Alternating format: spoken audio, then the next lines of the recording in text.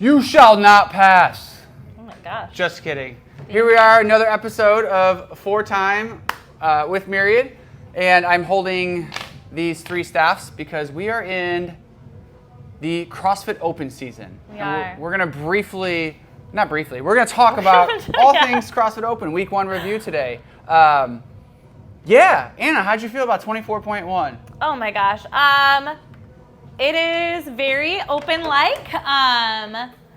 They threw something at us that we don't often do in the form of dumbbell snatches, kind of all in a row on one side. We tend to program most of the time alternating arms. So the Open seems to always find a way to throw something like a little unusual your way. But at the same time, very classic movements, very classic Open feel. That workout was burny, intense, fast, simple.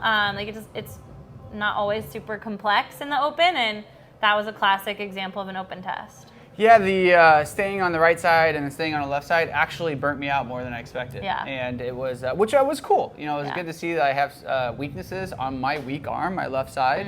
My whole left body still hurts because of, I was going into it a little back thing. But yeah, so it lit me up. How are you feeling after it?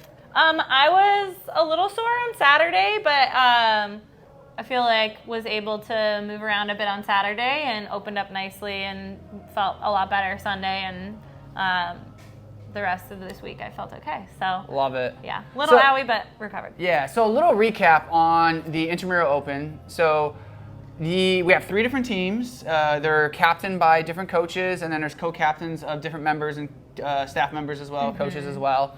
A lot of different pieces to the puzzle. Last week we had the themes of colorful socks, crazy hair. Yep. That was it, that's really right? it, and then this week we have something you're a fan of. Something you're a fan of. Give me an example. Yeah, that could be like a sports team. Michigan. Well, I don't know how dare you disrespect my team like that. I guarantee you're wearing yellow, right? You're wearing, or blue. Well, I would wear an actual piece of Michigan apparel, not just blue or yellow. Gotcha. But could be anything that you're a fan of. So, if you're not a big sports person and you have like a concert tee of like a band that you really like, or if there's like a show that you're into and you have a shirt like that, it could be anything that you are a fan of or are into. If you're like, I have a shirt with apples. Coach Blair sent us an email, our team. I'm the blue team. Coach Blair is our captain, and he's wearing an anime shirt because he's really excited by anime. So that's what he's wearing on Friday. Anything you're a fan of, will do. I love it. So try to let it be whatever you're into. Yes, so Friday classes, whatever you're a fan of, you earn yourself an extra point when you do so. Yes. Logging your scores is another way to enter points. How did that go for you? Because I know you're the validator. You're the one that goes through. So I did my best to try to track down everyone who did and completed the workout. Kind of if you are signed up for the Intramural Open, I've asked captains to remind people of this, but what is the most helpful for me is that you log your score in SugarWOD, or you log your score on the game site if you are signed up for the actual CrossFit Open. I don't want to make it way more work for people, like having to put it in multiple places. So as long as you put it one of those 2 places, that's super helpful. I did have some people who just did the workout in class on Friday, and I had to kind of hunt down, like, okay, their name is on the whiteboard, make sure, it's that, I'm going to try to use a name that, like that Jessica, rather than this Jessica, that finished workout. Got it. Just because we have a lot of people with repeat names. So if you can get your score in SugarWOD, super helpful. And you can also denote there whether or not you did it RX scaled, or even if you did the foundations version. That just helps me kind of keep track of who did what from like a performance perspective and actually completing the workout. How many people are signed up for the actual CrossFit Open, like through the CrossFit Games site? Do you know, like roughly? About 40. Total? Yeah. Okay, cool. 40 some. I think just over 40. Very cool. Yeah. Other ways to score points that I'm missing right now, or with the weekly challenges. So we're only doing 2 video challenges, one at the beginning, one at the end of the Open. So we've had that kind of first one, and we'll have one more kind of like week 3 into week 24, which is the like 24-point fun. How many people actually completed the toilet paper challenge? Like caught it? Yeah. 1, 2, 3. I know Steven. 5. I know Matt. I know.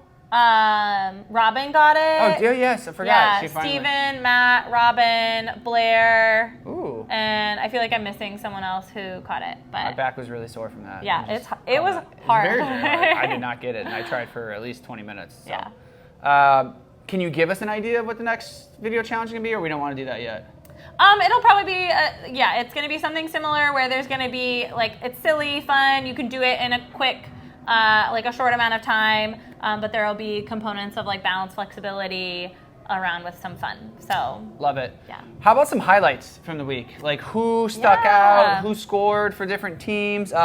Speaking of which, I guess I could call it out here with my trusty scorecard here. We have the Violet Voyagers at 68 points. Mm-hmm. We have the Junkyard Dogs, who, by the way, this isn't even my team, but I want to call this out. Like, look at this. Like, this is so sweet. That was one. Well put together. Go ahead. That was one way that teams could score points. Was as the commissioner, I'm not on a team. On an unbiased perspective, I gave teams points based on how much I liked their sash and their team name, and the Junkyard Dogs did come out on top in the staff decoration. We have sashes too? No, staff. Oh, staff. Got it. Yeah. Sorry. So with that being said, Violet Voyager, 68. Junkyard Dogs, 87. And then Love and Peace, which I believe is Blair's team. Yeah. Blue team. Team Blue, You should Blair's know team. your team name, Jared. 90 points. So we're 3 points in the lead right now. Just calling that out that, again, my team, Coach Steven, Coach Blair. Just saying. But I'm not on any team. You know what always You're happens. all doing great. I know everything. So in the realm of kind of performances, we did end up having a tie for first place on the men's RX side. Coach Richie and Coach Steven tied for the lead on this first workout.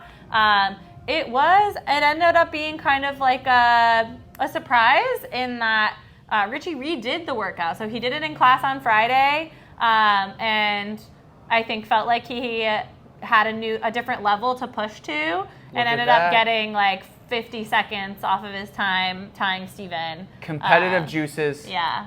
That happens at this time of year. I think that's my favorite part of this time of year is people get really competitive and they want to put on a performance. And kudos to Richie for doing that. Totally. We also had some really amazing performances. Caitlin Delk on the ladies' side of things. We also had some really strong performances by Evan and Annie in the scaled and Katie and Kyle in the foundations version. So again, like always choose a variation of the workout that feels most appropriate to you and do your best to crush that version of the workout. For sure. And you might score points for your team. Yeah, That's awesome. Which I love. Something you mentioned a little bit, redos. What are your opinions on redos? Like, so Richie did that. I didn't have anyone personally ask me, but I had people talk about it in classes, like Saturday, Friday, about like, oh, I think I could have gone harder, this and that. How do you feel about that? I mean, I think it really depends on your goals and how you feel. So, one, I don't think anyone ever has to redo. Like, there's almost no circumstances under which I think people like really need to redo a workout. But I think that there are some circumstances under which you might say like, yeah, like go for it. One, you need to feel good. I've had instances in my open career where like a workout really beats me up so badly and I'm like, I feel like I could have given it better, but I'm like really hurting. Yeah. If that's the case, don't redo it. There's no reason to redo a workout when your body is already kind of crushed. Let yourself recover, get moving with some other things, and be ready for the next week. But then on the like flip side of like if your body feels good and you feel like you made I don't want to say like a mistake, but if you could have done things significantly differently, For sure. Like if your pacing strategy, like you started way too hot on the 21s, you're like, I know if I paced better at the beginning, I could probably finish a lot faster. Or maybe you started too slow and didn't realize you weren't really hurting after the workout in terms of like your lungs weren't hurting, you didn't kind of fall over at the end. You just had more to give. Totally. Maybe you go for a redo there. or some of the workouts that have like more of a skill component that we might see in later weeks. You might redo a workout if you're like, oh, I was this close to my first handstand push-up, or I was this close to my first pull-up. Yeah, my first pull-up, or a PR on a barbell. Those might be other circumstances in which you decide, like, yeah, I'm going to go for it and try to redo it and see if the open magic happens for me. With that being said, we're not necessarily encouraging it, but the space is available to you for you to redo a workout. So if you fit in any of those categories right there, Saturday during classes, you can use that as open gym time. During the move classes on Sundays, use that open gym time. You technically have until Monday at 8 p.m.? 8 p.m., I believe. Yeah. It's Monday evening that you have to be able to enter your score into the system. So feel free to do so. Anything else you want to add for week 1 recap, week 1 open, into going into week 2? I want to just shout out, so Blair's team, they had the highest participation in the theme, and I think that's a big contributor to why they are in the position that they are in the lead right now. So I just want to remind people, like, doing the workout, logging a score, participating in the theme, those are all really easy ways to get points for your team, and do with that information what you will. So it's not, the performance matters, it's important, but it's not the only thing that matters. And I hope that inspires more people to dress to the theme. Coach Blair sent an email Thursday as a reminder for everyone to do that. So love it.